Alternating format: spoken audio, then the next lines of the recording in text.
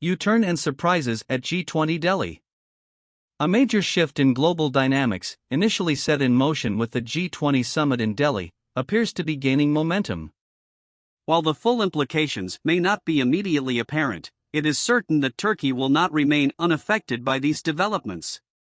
Significant transformations are underway, alliances are shifting, and established routes are being altered.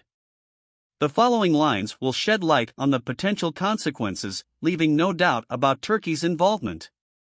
In this transformative landscape, a diverse array of influential figures, from financial guru George Soros to Klaus Schwab, from BlackRock's CEO Larry Fink to King Charles, find themselves on the same side of the equation. Let's delve into this matter cautiously.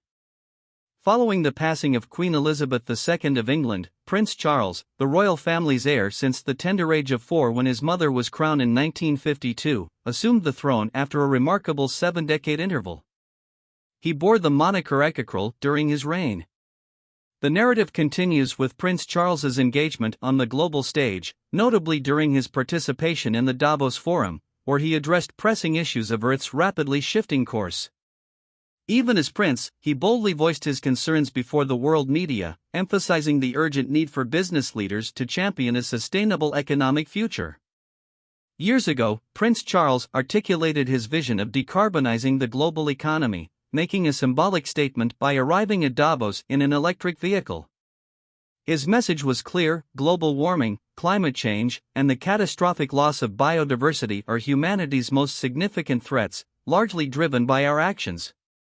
This principled global stance was met with resistance, even character assassination, when he ascended to the throne. The narrative unfolds as Prince Charles, now king, embarks on his first state visit. Originally planning to visit France, he faced unrest due to pension reforms in the country and was compelled to change course, steering toward Berlin. This pivotal moment followed the aftermath of Brexit, ushering in a new era of international relations. King Charles received a grand welcome at the Brandenburg Gate in Berlin, marking the first time a foreign state representative was honored with a military ceremony in the Federal Republic of Germany's history. His visit included engagements at Bellevue Palace and discussions on energy conversion and sustainability with President Steinmeier.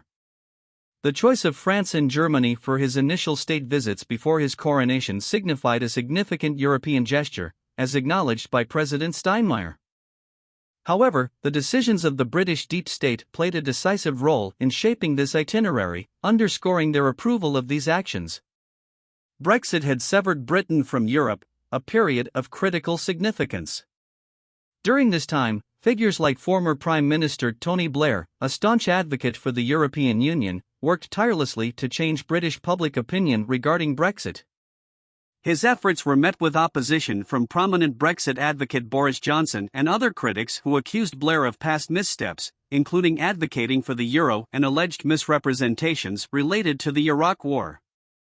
The ideological divide within England mirrored the global schism, with Blair advocating for strong transatlantic ties and emphasizing the lessons from events like the Ukraine crisis. Blair believed that the costs of Brexit would be detrimental to the UK, and he persisted in defending his position at every opportunity. Just as in the United States, two ideological schools of thought existed in England, and Blair navigated this complex global landscape adeptly. Blair's mission included the completion of King Charles's efforts to reverse Brexit, a secretive endeavor that involved cooperation with Keir Starmer and collaboration with French President Macron. Germany also played a role in these discussions. England's return to the EU under King Charles would be a triumph for Blair, whose views on the USA and China were outlined above.